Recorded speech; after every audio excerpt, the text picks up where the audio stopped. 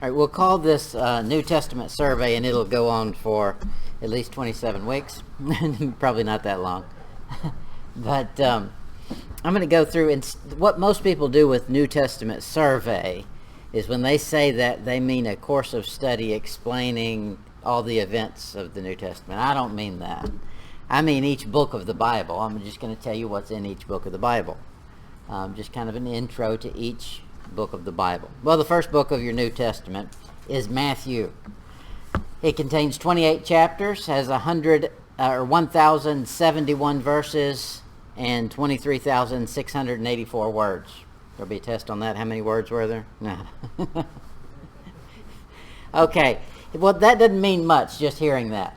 Except for, if you think about it, most people have not even read the book. And there's only 23,000 words in it. I probably write more, I know I do. I write more than most people do. And I have a program on my computer. It's a grammar and spelling program. I don't turn it on all the time, but I do for usually my Sunday sermons and different things. And my yearly average, I've been doing this thing now for a few years, my yearly average is over 1 million words a year. Now, I'm not an unusual person, I don't think, in that regard. If you start counting up your words, you would probably come to at least 700,000, probably, than the average person. And so it's going to be very convicting when we get to the judgment, and God says, I gave you a book that has, less than 500,000 words in it, yet you could, on your own, write that many words a year, yet never read mine. That'd be dangerous. That'd be a bad thing to hear. Well, let's see about this book. If you took this 28 chapters and broke it up 2 chapters a day, you could complete this book in 2 weeks, 14 days. That's doable. And that sounds exciting. I like that, broken down by book. It gets a little heavy when I say complete the whole Bible, and you start, that sounds big. If you've never done it before, it is big. But when you break it down by book, that anybody can do that. 2 chapters, anybody could do that. In 2 weeks, that's simple. Let's say you messed up a whole week, 3 weeks, okay? We can do that. Matthew, of course, is the author of this book. He's Matthew the publican, or he's called Levi as well. In Matthew 9:9 it says, And Jesus passed forth from thence. He saw a man named Matthew sitting at the receipt of customs. And he said unto him, Follow me. And he rose and followed him. Okay, the receipt of customs. That is, he's working for Rome. He's a traitor. He's a traitor to the Jews. He's sitting there as a politician for Rome. Ooh, bad news. But Jesus calls him. In Mark, we get his name as Levi. It says, And he passed by, he saw Levi, the son of Alphaeus, sitting at the receipt of customs. Okay, so that tells you basically the same verse, but it changed the name. So he's got 3 names that we know him by. The book is, of course, centered on a Jewish message. All throughout the book, it's a Jewish book. And he's a Jew, even though he's been working for Rome. When he writes, he's going to write to Jews, his blood.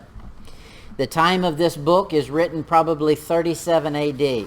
Now, it's got to be early on, because as you read through this book, there's absolutely zero indication he knows anything about Paul's message. Now, we know he will know about Paul's message later. But at the time of writing, there's zero reference to anything Paul has to say, or his gospel. So it's probably early on, probably right after Jesus' resurrection or soon thereafter. The outline of the book. In chapter 1, you get the genealogy of the king, Jesus Christ. In chapter 2, you get the birth of the coming king, Jesus Christ. In chapter 3, you get the herald of the king. In chapter 4, you get the preparation of the king. In verse 5 to 7, that's the constitution called the Beatitudes. That's the constitution for the kingdom that he will set up. Chapter 8 and 9, you get the credentials of the king. Talks about him. Verse 10, the message of the kingdom. I said verse, it's chapter. In chapter 12, you get the kingdom rejected. Well, you can't have a kingdom if nobody wants it.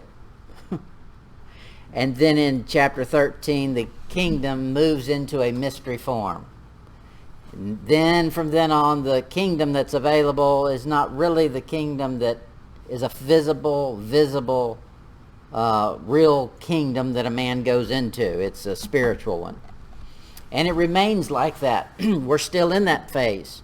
It remains in that mystery form until the millennium, when it will come down in a literal, physical, visible kingdom with Christ ruling it. The Jewish slant of the book, of course, begins with a record of Abraham coming through David's genealogy to Jesus Christ, showing that he is legitimate to sit on the throne. The everlasting covenant of Abraham and David is, of course, pointing right to Jesus Christ. And that's how this book begins. Look at it in Genesis 15.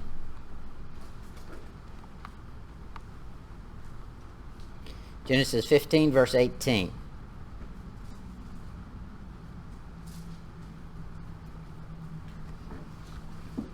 Genesis 15, 18.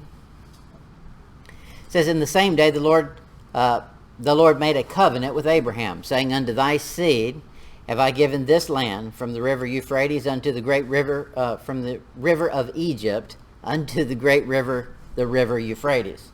Okay, so that's all that land that's supposed to belong to Israel. Guess what? They don't have it.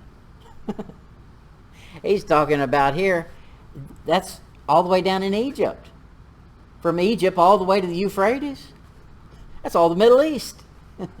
That's what they're going to get. One day that will be Israel. God set the covenant up right here through Abraham. Verse 19. A bunch of names.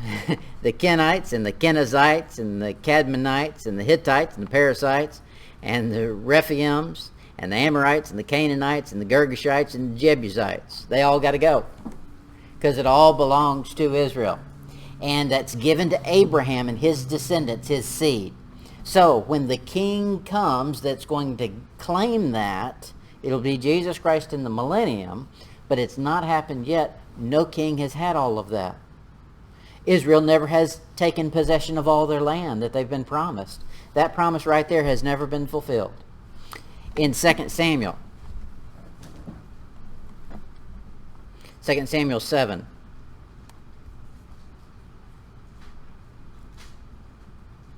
Second Samuel 7, verse 4. And it came to pass that night that the word of the Lord came to Nathan, saying, Go and tell my servant David, Thus saith the Lord, Shalt thou build me an house for me to dwell in? Well, that was a nice thought.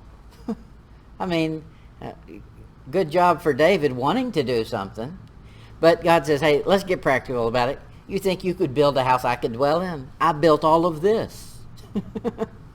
Verse 6. Whereas I have not dwelt in any house since the time that I brought up the children of Israel out of Egypt, even unto this day. But I have walked in a tent and in a tabernacle, and in the places wherein I have walked with all the children of Israel, I spoke in all the places wherein I have walked with all the children of Israel, spake I a word with any of the tribes of Israel, who I commanded to feed my people, saying, Why build you me not a house of cedar?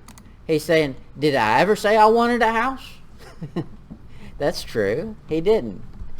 Verse 8. Now therefore, so shalt thou say unto my servant David, Thus saith the Lord of hosts, I took thee from the sheepcote, from following the sheep, to be ruler over my people, over Israel. And I was with thee whithersoever thou wentest, and have cut off all thine enemies out of thy sight. That didn't last long. And have made thee a great name, like unto the name of great men that were in the earth. Moreover, I will appoint a place for my people in Israel. Now, he's appointed the place. Just because he's appointed it doesn't mean that they're there yet. And that's what Jesus was here on the earth to do. Say, I've come to fulfill the appointment. And that's what they ended up turning down. You can go through that passage and see how it's all a foretelling of the kingdom that Christ wanted to set up. The doctrinal basis of the book of Matthew is, of course, the Mosaic and messianic covenants coming together. That Moses has foretold this, and Moses even said, you're going to get a prophet just like me, and that's going to be your Messiah. And he did show up. And he was supposed to be for Israel. He came to Israel, and Israel said, nah, we don't like that one. Look at Exodus 24. Exodus 24, verse 3.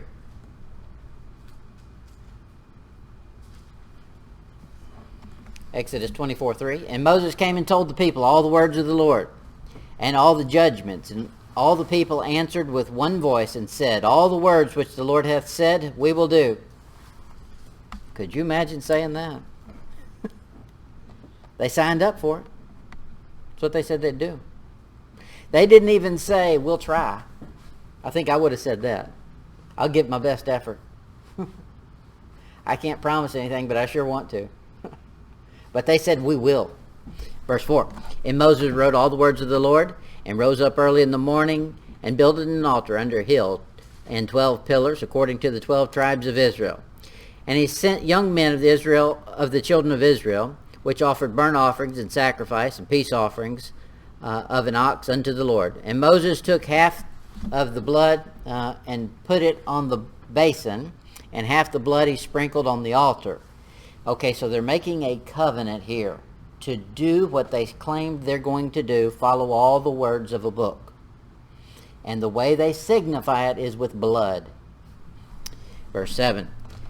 And he took the book of the covenant and read it in the audience of the people, and they said, all the Lord hath said we will do, and be obedient. Whew. Talk about your words condemning you. Those did. Verse 8. And Moses took the blood and sprinkled it on the people. Okay, so it's a covenant between the altar, between the basin, between the book, between the people. Everybody's bloody. Behold, the blood of the covenant, which the Lord hath made with you concerning all these words. They broke it. In the Old Testament, they broke it. So there's a new covenant coming in. That'll be the blood of Jesus Christ.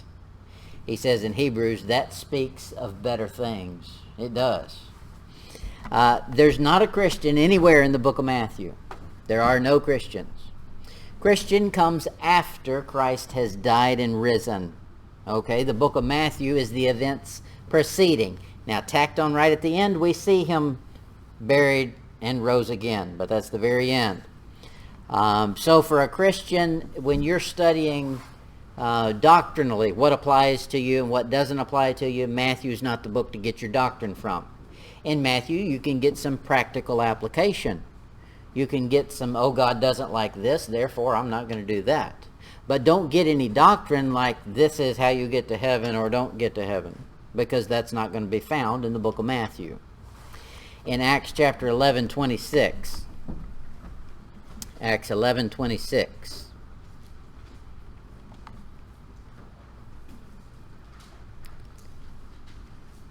We're deep into Acts now. We're probably, 40-something AD.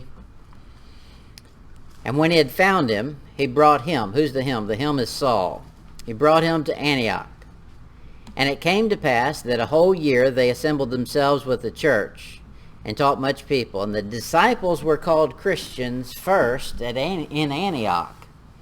Okay, so this is way down. That's where Christian first shows up. It's not in the book of Matthew. It's way later in the book of Acts. So the four Gospels precede our age, obviously, because there are no Christians. The genealogy of Jesus Christ is his royal lineage that proves to Israel as the nation that he's worthy to be a king. They didn't accept it. In this book you find something unusual. The phrase kingdom of heaven. It's only used in Matthew's gospel, not in Mark, Luke, or John.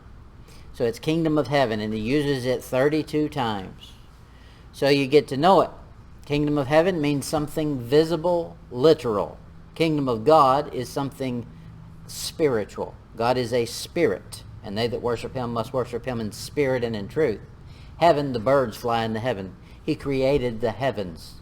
Okay, so that's something physical, a place. The gospel of the kingdom is delivered to the Jews by Jesus, but they refused it. Matthew 4, verse 23. Matthew 4:23. And Jesus went about all Galilee, teaching in their synagogues and preaching the gospel of the kingdom, that's this kingdom of heaven, and healing all manner of sickness and all manner of disease among the people. See it again, chapter 9, verse 35. And Jesus went about all the cities and villages, teaching in their synagogues and preaching the gospel of the kingdom, and healing every sickness and every disease among the people. He's trying to get this message about the kingdom out. And he's obviously interested in the Jews getting their kingdom. Now, had he been focused on the world, Israel would not be the place to go. The place at that time, if you wanted a worldwide message to go out, would have been Rome. Rome was ruling the known world. He wasn't interested in the known world. He was interested in Israel. Matthew 10, verse 5. Matthew 10, verse 5. These 12 Jesus sent forth and commanded them, saying, Go not in the way of the Gentiles, that'd be Rome, and into any of the cities of the Samaritans enter ye not, but go rather to the lost sheep of the house of Israel. It's a obvious message in Matthew. The Jews officially reject their king, and that's an unpardonable sin for the nation. In Matthew 12, verse 31. Matthew 12:31. Wherefore I say unto you, all manner of sin and blasphemy shall be forgiven unto men. But the blasphemy against the Holy Ghost shall not be forgiven unto men. And whosoever speaketh a word against the Son of Man, it shall be forgiven him. But whosoever speaketh against the Holy Ghost, it shall not be forgiven him, neither in this world, neither in the world to come. Now, we understand and we try to make spiritual application to that. But it's not talking about spiritual application. It's talking about a literal application. He's talking about the millennium that's soon to come.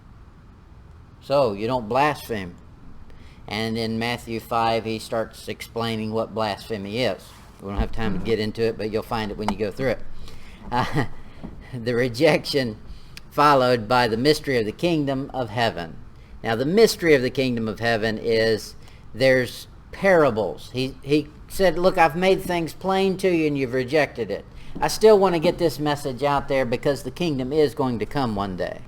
But I'm done putting things down on the bottom shelf where everybody can reach up and help themselves, because they're not doing it. And they're just throwing it on the floor. So he started speaking in parables and mysteries. He told his disciples, it's given to you to know the mysteries. But to them, because they've rejected the kingdom, I'm making it so they can't understand it. So God reacts to a man based on his motives. In Matthew 13, verse 10. Matthew 13:10. And the disciples came and said unto him, Why speakest thou unto them in parables? And he answered and said to them, Because it is given unto you to know the mysteries of the kingdom of heaven, but to them it's not given. Could you imagine that? God, this is Jesus Christ, God in the flesh, saying, I don't want them to know.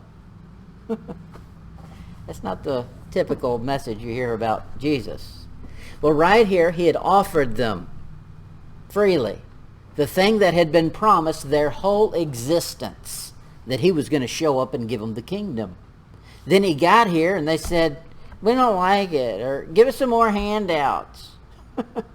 Prove it again, prove it again. He said, okay, we're done with that. Verse 12.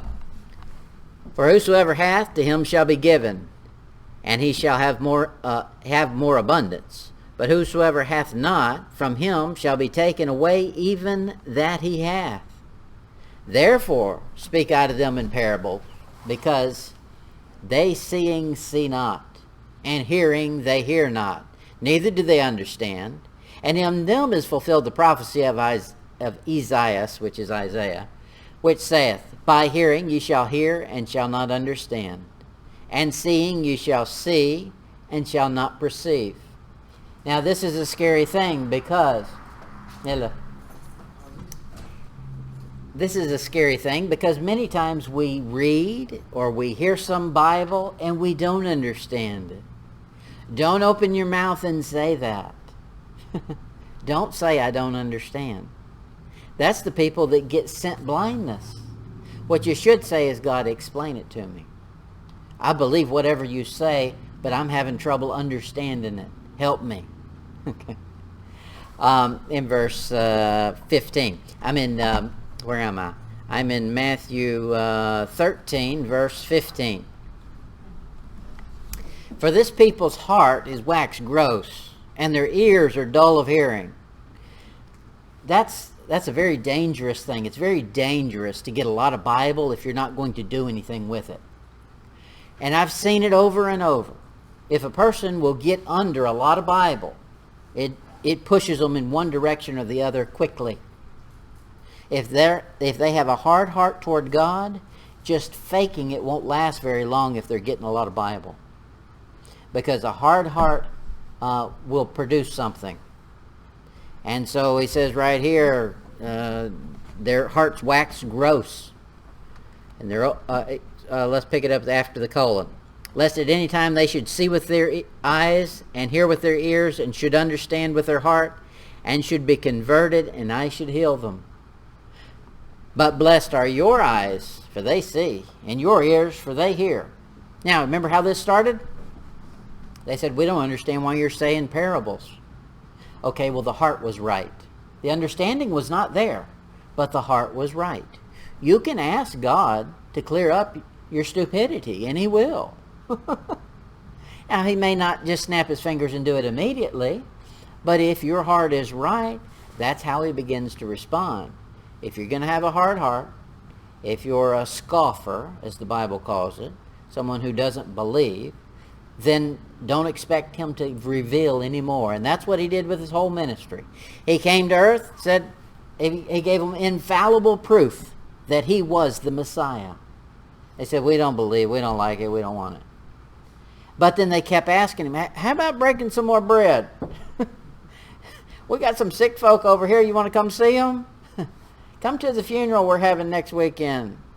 Okay, they wanted special treatment. They wanted the goodies, but they didn't want a Messiah because that was going to demand righteousness and a heart change. Romans chapter 11. Romans 11:25.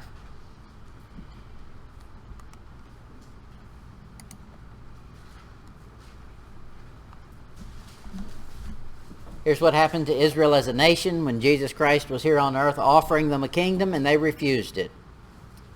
Romans 11:25. For I would not, brethren, that you should be ignorant of this mystery, lest you should be wise in your own conceit, that blindness in part is happened to Israel, until the fullness of the Gentiles be come in.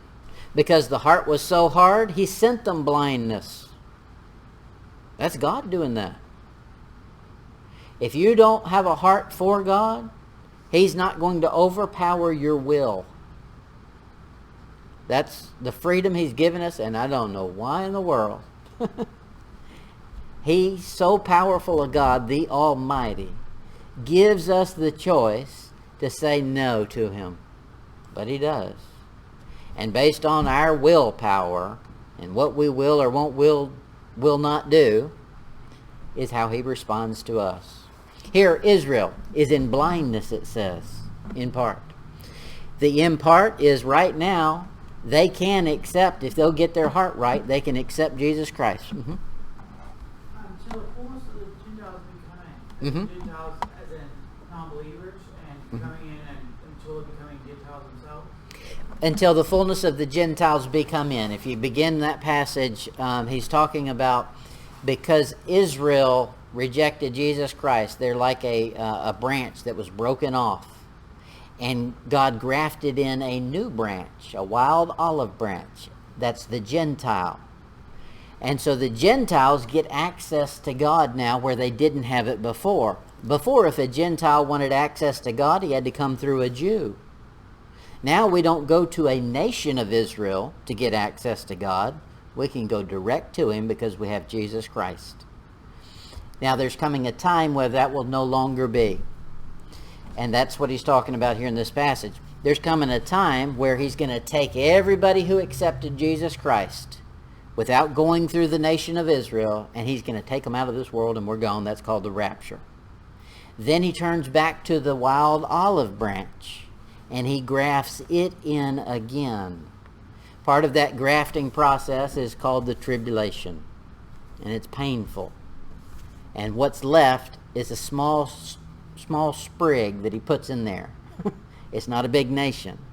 It's very slim pickings. It's called the remnant in the Bible. And that's all that'll be left, and that'll go into the millennium. And then from there, the increase of his kingdom, there will be no end. All right, the remainder of our book in Matthew deals with, of course, the religious leaders. Now, when I say religious leaders, we don't think of that correctly, because we think religious leaders as though it's something different than the state. Because in America, we have what's called separation of church and state. Well, Israel as a nation had no separation of church and state. There was no state outside of the church. And by that, I don't mean Christian church. I mean the nation of Israel serving Jehovah God, right? So that the religious leaders were the political rulers of the nation Israel. Although at the time Jesus was on earth, that nation was in bondage to Rome. Had that nation, the religious rulers, accepted Jesus Christ, that would have put them in a position to have a political system that would also have been religious. Okay, for envy, they stirred the people up and eventually crucified Jesus Christ. In Acts chapter 2,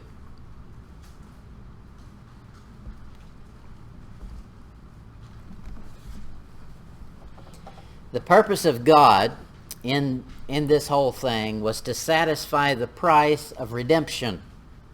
Israel needed to be redeemed. They made the covenant with Moses way back in the Old Testament, said, we will do all the things that were written in the book, and then they didn't do them. Okay, so they needed to be redeemed, both as a nation and as individuals. So God says, look, the lambs ain't cutting it every year. I'm done with that mess. We're going to have one final payment, one redemption, and that was Jesus Christ's blood. Acts 2, verse 23. Him, talking about Jesus, being delivered by the determinate counsel and foreknowledge of God, ye have taken by wicked hands and have crucified and slain. There, he's talking to the religious rulers. That's who did it. The Jews were responsible for doing this. They came to Pilate and said, he's not our king. Put him on a cross. You know, you crucify him. We can't do it, but you do it. We got a high holy day coming up, so we don't want to get our hands dirty, but please do that for us. So in essence, they are guilty. Verse 13. Chapter 3, verse 13. The God of Abraham and of Isaac and of Jacob, the God of our fathers, that's all Jewish, hath glorified his Son Jesus, whom ye delivered up, and denied him in the presence of Pilate, when he was determined to let him go. Ooh. He's hammering the Jews right here. He says, it's your responsibility, and you are the ones that are responsible for forcing this thing through. Pilate was determined he was going to let him go. I think the number one reason was his wife was mad at him. She said, I had a nightmare, don't you touch that man. And he's like, well, that's who my cook is, so maybe I do like dinner. Maybe I better let him go. And then the people said, no, don't you dare let him go. And he didn't let him go. He tried to pull a stunt. He said, I'll wash my hands, and whatever y'all decide is y'all's decision. And it didn't cut it. His was the authority. His signature went on it too.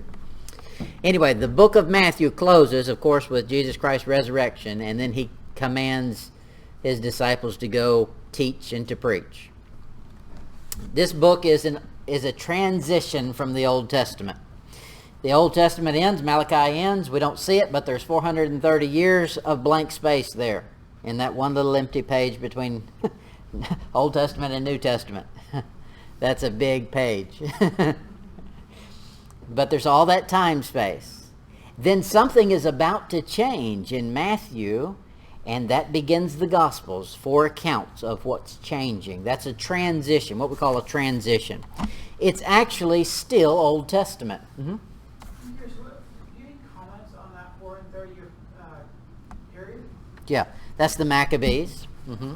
Maccabees? Mm-hmm. That's called the years? That's the Jewish rulers that came in after that were the Maccabees. And the Jewish system was very perverted at that point. It was no longer following the rules that God had set up. They went astray again. As a nation. Mm-hmm. As a nation. Mm-hmm. Correct. Mm-hmm.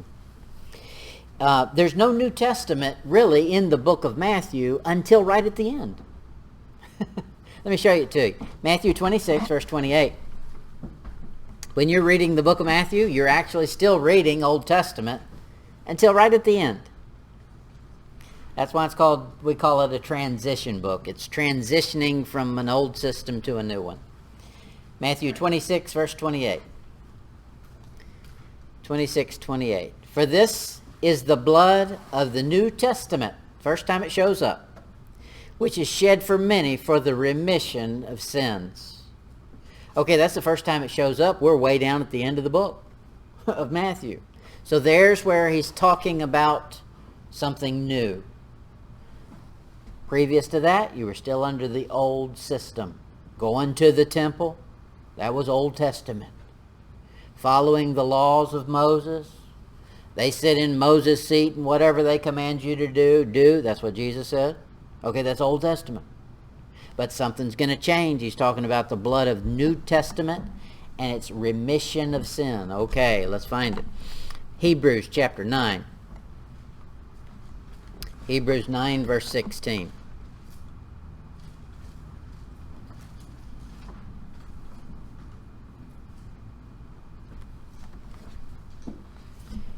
When Jesus told them in Matthew 26 that there's going to be a New Testament in my blood, they didn't have a clue what he was talking about. It sounded good to them.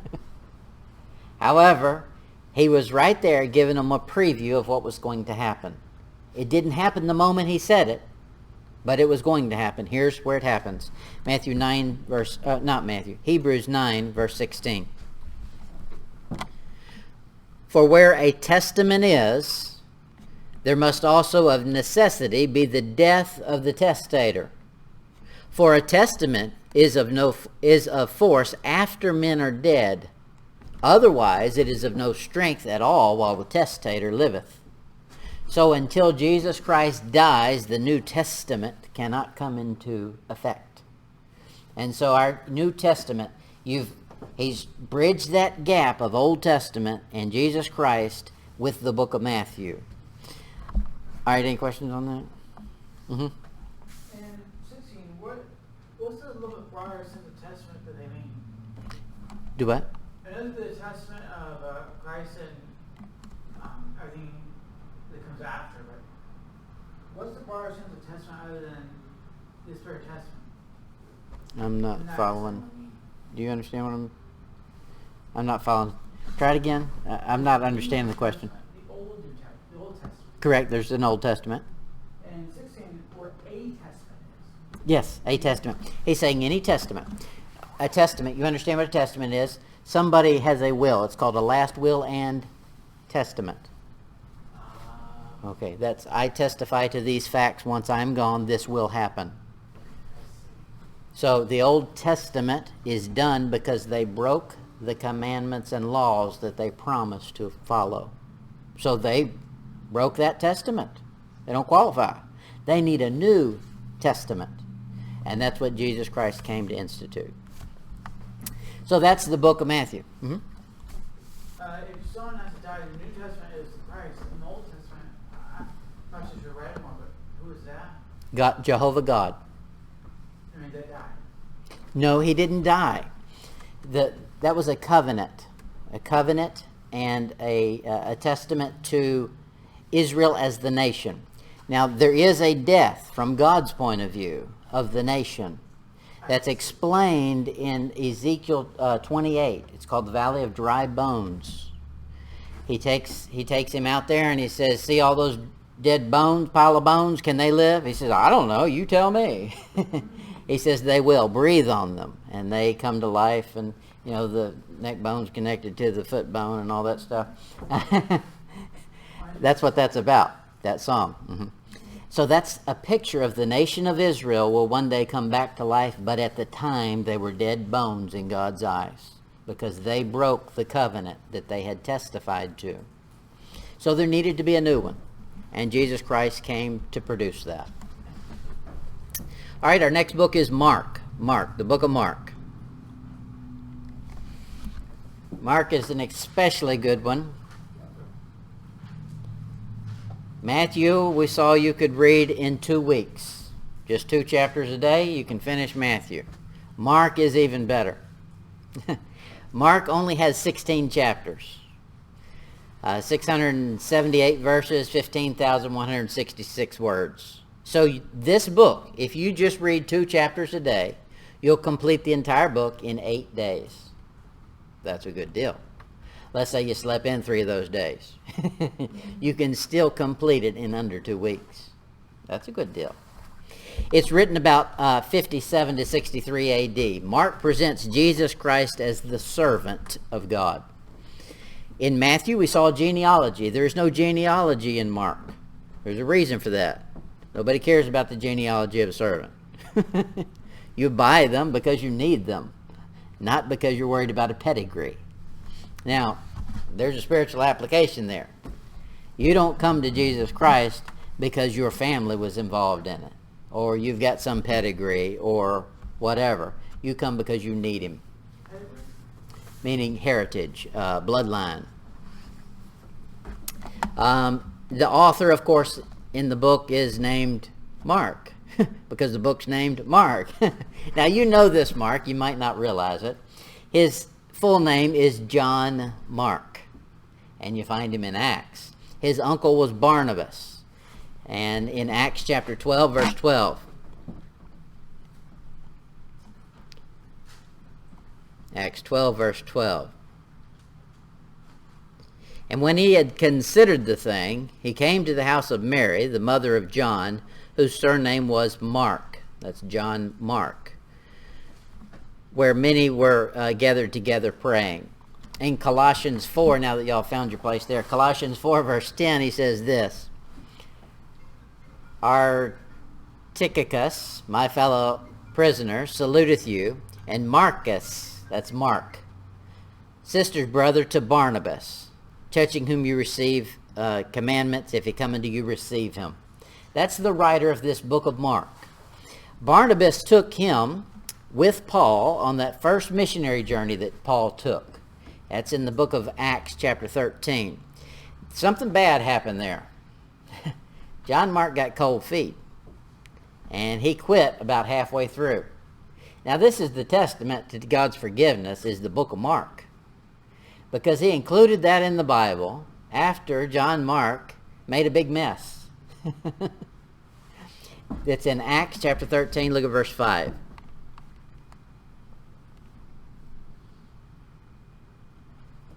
Acts 13, look at verse 5. And when they were at Salamis, they preached the word of God in the synagogues of the Jews. And they had also John to their minister. This is probably John Mark. There's speculation as to who that is. It could be John the Apostle John, but probably John Mark in here. Halfway through this missionary journey, look at Acts 13:13. Now when Paul and his company loosed from Paphos, they came to Pergama and Pamphylia. And John departed from thence, returning to Jerusalem. He said, I see you, I'm out of here. Go over to chapter 15. Chapter 15, verse 36. And some days after, Paul said unto Barnabas, Let us go again and visit our brethren in every city where we have preached the word of the Lord, and see how they do. And Barnabas determined to take with them John, whose surname was Mark. So he said, oh, let's take Mark again. Go back through. He was there for most of it, or half of it. Verse 37. And Barnabas determined to take with them John, whose surname was Mark, but Paul thought not good to take him with them, who departed from them in Pamphylia, and went not with them to the work. And the contention was so sharp between them that they departed asunder one from the other. And so Barnabas took Mark and sailed to Cyprus.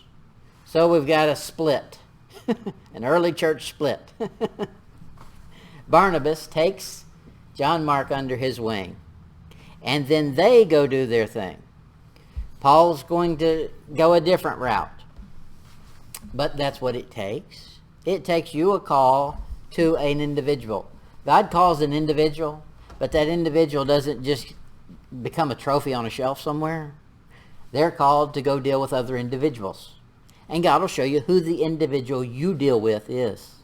And that'll change from time to time. Here, it started out, Paul and Barnabas, good buddies. Let's bring on another person we can train, John Mark. Well, John Mark doesn't take the training. Paul says, I don't have time for that. I got to keep moving. Barnabas says, no, I want to be a little more patient with him. I'm going to take him aside. Paul says, have at it. I got things I got to do. And that's why we got so many different churches. They all focus on different things. That's okay. Look at verse 40. And Paul chose Silas, and he departed, being recommended by the brethren unto the grace of God. And he went through Syria and Cilicia, confirming the churches. So we got two people going two different routes. John Mark is the one here, and he's going to take a slow road to his Christian walk. He doesn't just start running all of a sudden like Paul does. He does just like the rest of us do. Most people, you stumble and fall, and it takes some getting your knees skin up before you realize what this Christian life's all about. And then eventually you start running again. Well, that's the way most of us do. And the book of Mark is a good example of that. Mark, fortunately, did learn from his lessons. He served the Lord until he was martyred. 2 Timothy 4. 2 Timothy 4, verse 11. This is down at the end of the life of Paul. 2 Timothy 4, verse 11. Paul's sitting in jail. He says, only Luke is with me. That would be the writer of the book of Luke. Luke is a physician. It's a good thing he has his doctor with him. He says, take Mark and bring him with thee, for he is profitable to me for the ministry. So by this point, Paul has gotten word. John Mark is really on the ball. He knows what he's doing now. He's determined. He's heading in the right direction. He's doing some things that are great. Paul says, hey, that's good. I want to hear from him again. And so now they catch back up at the end of Paul's life. Mark's book records the mystery of the service of Jesus Christ as a servant. Now, you and I fit in this book pretty well, spiritualizing it, because we should be servants of Jesus Christ. And he's going to mention some things in here that a servant is keen on. Look at Mark 10, verse 45.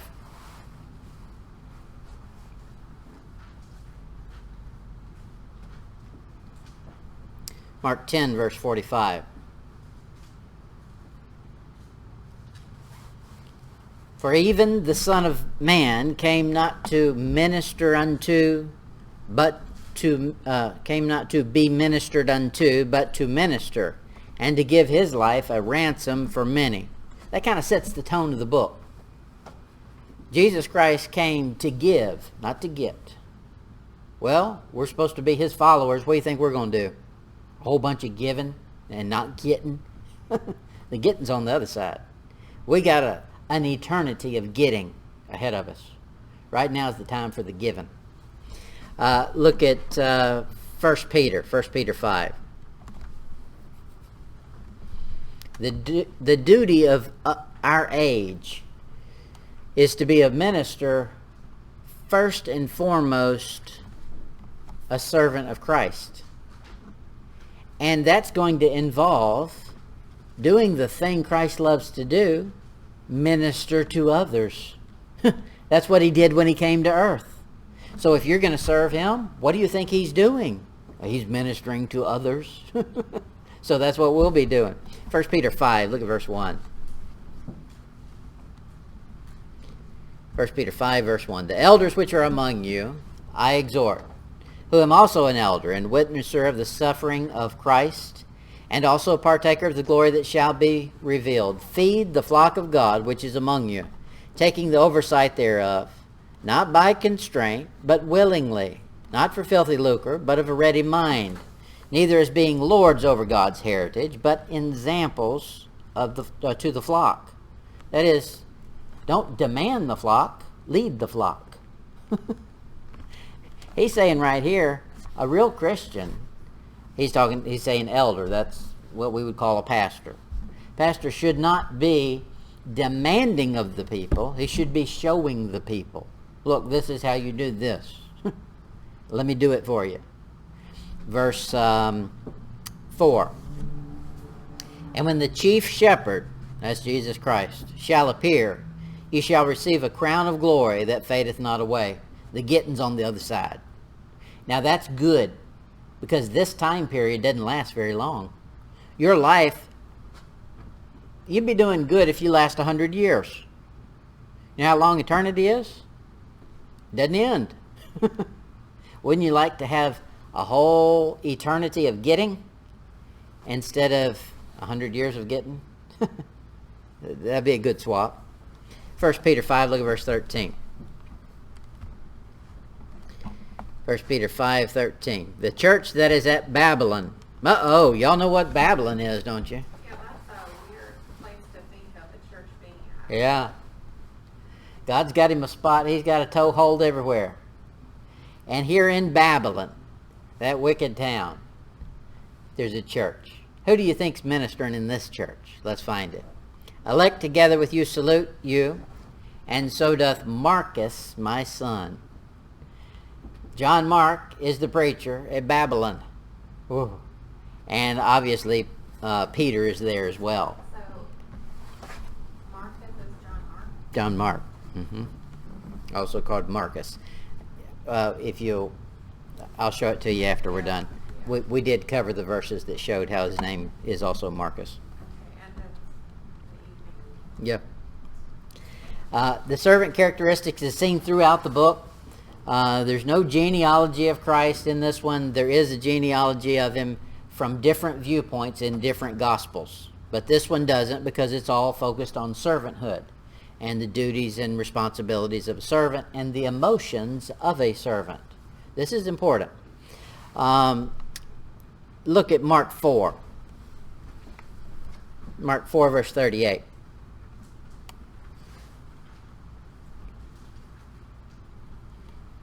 Mark 4:38.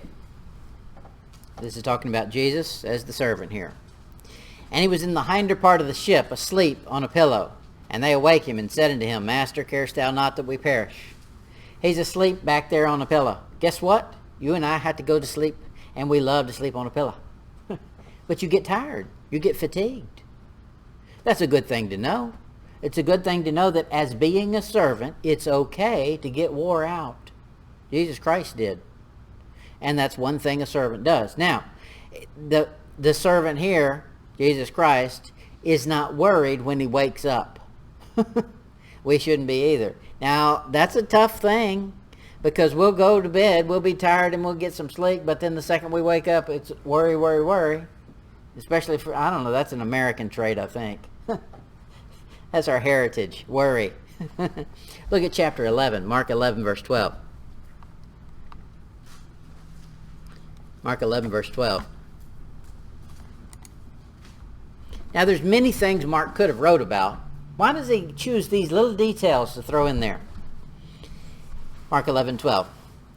And on the morrow, when they were come from Bethany, he was hungry. Imagine that, telling us that Jesus Christ got hungry. He was hungry. guess what? You're going to be a servant. You're going to get hungry too. Now, if you don't hunger and thirst after righteousness for the Word of God, then you're not much of a servant to begin with. But we're going to get hungry. And we're going to think we got a bunch of needs. Look at Mark 14. Mark 14, verse 36. Mark 14, 36. And he said, Abba, Father, all things are possible unto thee. Take away this cup from me. Nevertheless, not my will, but what thou wilt. Wow. Imagine that. Jesus Christ is right here saying, I'd rather not do this. But my will is going to submit itself to your will. That's what a servant does. That's the main characteristic of a servant, is just because I got a good idea in my mind doesn't mean I'm going to force it. God, whatever yours is, I will agree with. And that's a servant. His sympathies are in Mark chapter 6. Mark 6, verse 34. Mark 6:34. And Jesus, when he came out, saw much people, and was moved with compassion toward them, because they were sheep not having a shepherd. And he began to teach them many things. There it's saying Jesus Christ was moved with compassion. Now, he had a message, and so that was a motivating factor. God, the Almighty, the Father, had told him, go give this message. Well, okay, there's more to it than just that. He saw people that needed some help. He said that moved him. There was an emotional connection there. Mark 8, verse 2. Mark 8, verse 2. He says, I have compassion on the multitude, because they have now been with me 3 days and have nothing to eat. He says their compassion again got him. That's an emotion. That's a human emotion. I've always read, when I read Mark, I always thought that was God's way of showing Jesus as Christ, of course, with the humanness of him. The humanity. Yep. Yep. Compassion. Yep. Mm-hmm. Christ has said he has overcome the world. Mm-hmm. Mm-hmm. Yep. He's been in the world as we have. Yes. Yes. Yep. And he's overcome it, done right. Yep. And as he should have. Mm-hmm. Except overcome in one sense. Yep. So, Yeah. He is 100% the overcomer. Both physically and spiritually. In Mark 10, verse 21. Mark 10, verse 21. This is an odd one. Favoritism. You favor some people over others. If you don't, you're stupid. You should favor your husband or wife or your family over the bum on the street. I'm not saying you don't love the bum on the street, but as far as the favor goes, it should go to your family first. Mark 10, verse 21. Then Jesus, beholding him, loved him. Something about that man moved Jesus in a higher plane of love toward this man than just a general. He loved everybody. But there was something special about this one. That's showing you the humanity, like you're talking about, that emotional connection that he had. He was human. Look at Mark 4.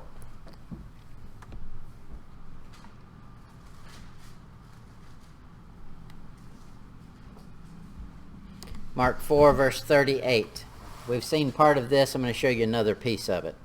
Mark 4, verse 38. And he was in the hinder part of the ship, asleep on a pillow. And they awake him, and say unto him, Master, carest thou not that we perish? And he arose and rebuked the wind, and said unto the sea, Peace, be still. And the wind ceased, and there was great calm. And he said unto them, Why are you so fearful? And how is it that ye have no faith? Okay, so here It's not enough just to fix the problem. He wants to fix the individual. Now, that's going above and beyond. Now, sometimes we don't care about something, we'll just fix the problem and move on. But if you really care about it, you want to fix the problem so it doesn't happen again. And that's what he's doing here. Hey, let me tell you, the wave, I fixed the wave, but that wasn't the problem. Where's your faith? That's what he's getting to. That's something more than just, I'll fix your problems. Mark 15, verse 5. Mark 15, verse 5.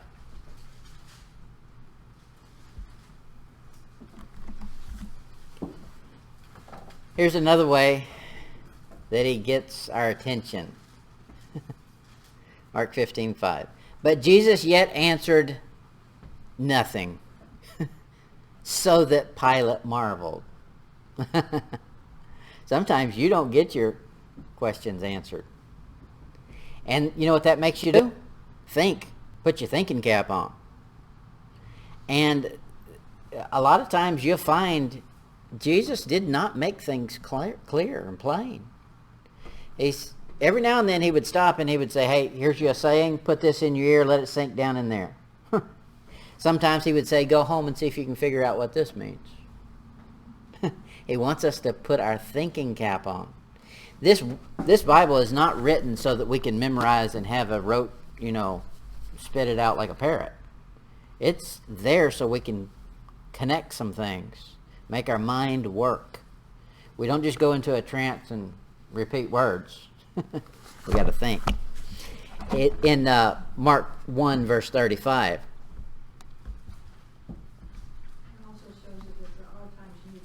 Yeah, there's the time you need to shut up. Mark 1, verse 35.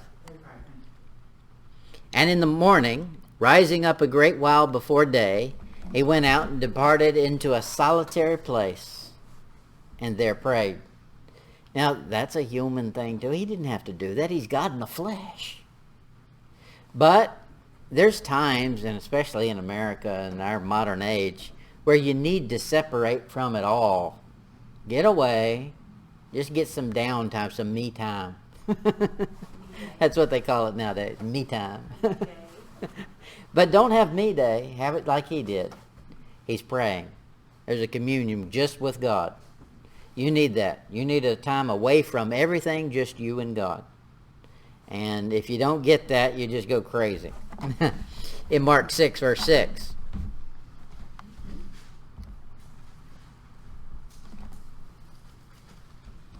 Mark 6, verse 6. And he marveled because of their unbelief. And he went around the villages teaching. Could you imagine that? Jesus Christ says, I'm perplexed by this one. He's marveling. He said, that's amazing. How they don't even believe. I just did all these miracles and the belief hadn't flipped on yet. It just doesn't make any sense. Well, that's quite a statement there, that God in the flesh is marveling, is wondering about something. But he did. That's something we do. Look at Mark 3, verse 5.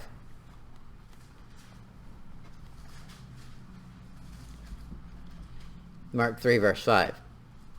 And when he had looked round about on them with anger, being grieved for the hardness of their hearts, he saith unto them, saith unto the man, stretch forth thine hand. And he stretched it out, and his hand was restored whole as the other. Here we see him being grieved. We see him getting angry. Those are human emotions attributed to God in the flesh. And those are 100% pure motives. Rarely do we ever get angry and it's wholesome. Here it's anger at something satanic. Now that's doable. If you get angry at the work of the devil, that's good. That's good. Now what you do with that anger may or may not be good, but you should be upset about the devil getting a hold of your loved ones, getting a hold of somebody you know. That should anger you. And furthermore, you should be grieved by it. Yeah. It should hurt you. Now, it's not true anger if there's not some grief involved in it. It's an emotional pride if there's no grief involved in it. Let's move on. Mark 7.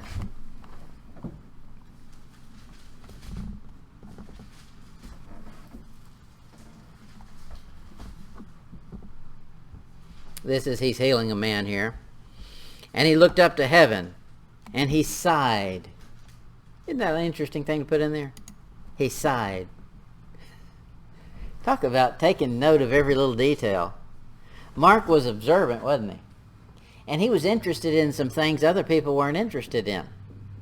He said, I want to note all the emotional connection this man has. And I want people to remember the personality. And that's what he's bringing out here. He sighed and said unto himself, that word, Ephrathah, that is, be opened. Mark 8, verse 12.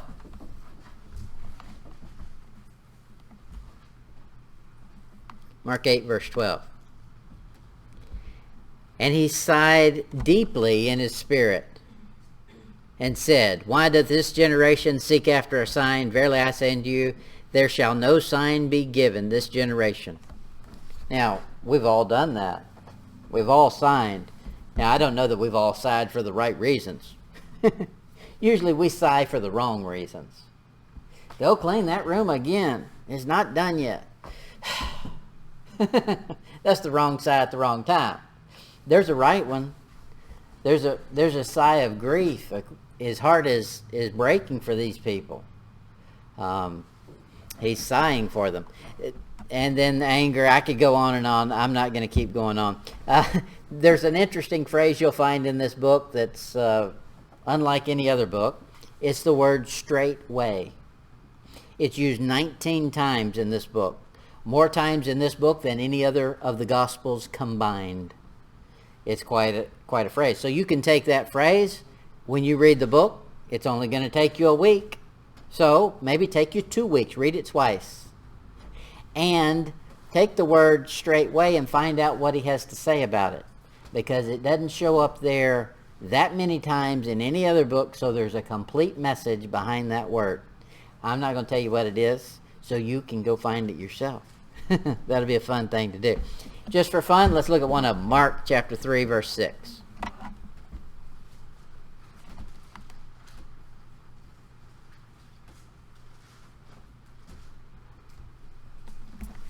Mark 3, verse 6. And the Pharisees went forth, and straightway took counsel with the Herodians against him, how they might destroy him. Okay, so what did they do? They straightway, that meant they did it with a quickness. They weren't playing around. No dilly-dallying. Straightway. Okay, now that, to me, I think the reason straightway is shown in this book so many times is because that's the one command a servant must learn. Straightway. Do it quick. When I say to do something, then you go do it. You don't wait till the end of the day and then remember half of it. As a servant of Jesus Christ, that's what we better do. When he says something to us in his word, we better get on it immediately. Don't delay and don't put it off. Straightway. All right, that's our lesson on that. And we'll pick up with Luke next week.